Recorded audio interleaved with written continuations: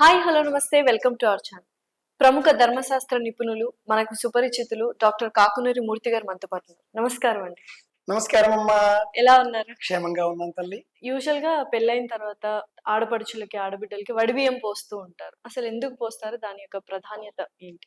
వడినించడం చాలా గొప్ప అర్థం తల్లి. ఇది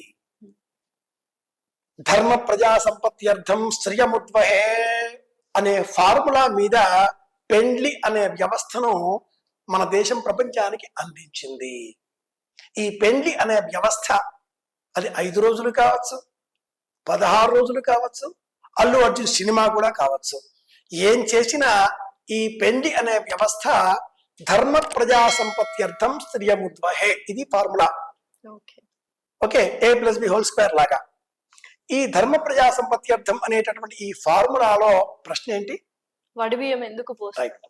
ఈ ఫార్ములాలో ధర్మం కోసం, సంతానం కోసం, ఇది కాన్సెప్ట్.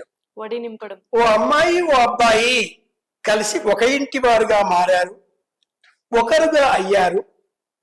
ఈ కుటుంబానికి మళ్ళీ సంతానం కలిగితే పారంపర్యం కొనసాగుతుంది. తరం తర్వాత మరొక తరం ఆవిర్భవిస్తుంది.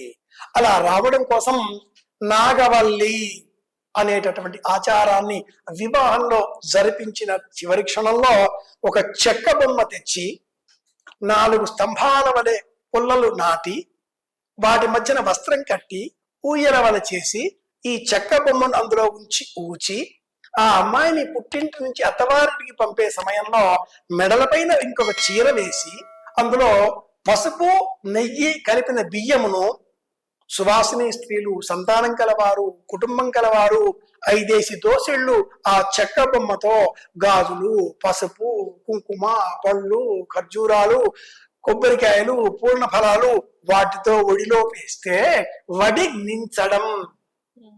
ఇలా ఆ బియ్యం మూట నడుముకు కట్టుకున్న ఆ చిన్నారి భర్తతో ఆనందంగా కాలం గడిపి మళ్ళీ కడుపులో ఒక శిశువుతో, పెరిగిన కడుపుతో సంతానం ఇచ్చే నిమిత్తమై పుట్టింటికి తిరిగి రావాలి.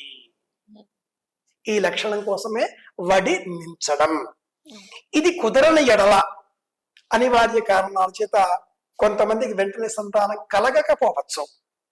2 నెలలు, 6 నెలలు, సంవత్సర కాలం గడిచిన తర్వాత కూడా ఆ దంపతులకు సంతానం కలగకపోతే అత్త మామ లేదా ఎవరైనా బంధువులు వారిని పిలిచి వడినించాలి. దాంతో 1, 3, 5, 7 సంవత్సరాలు బేస్ ఇయర్స్ అన్నట్టుగా వచ్చేసాయి, బేసి సంవత్సరాలు. ఇలా కుదరని ఎడల అమ్మవారికి వడినించాలి, మొక్కుబడి. ఇలా మొక్కుబడులలో కూడా వడినించడం ఇందుకోసమే ఏర్పడింది.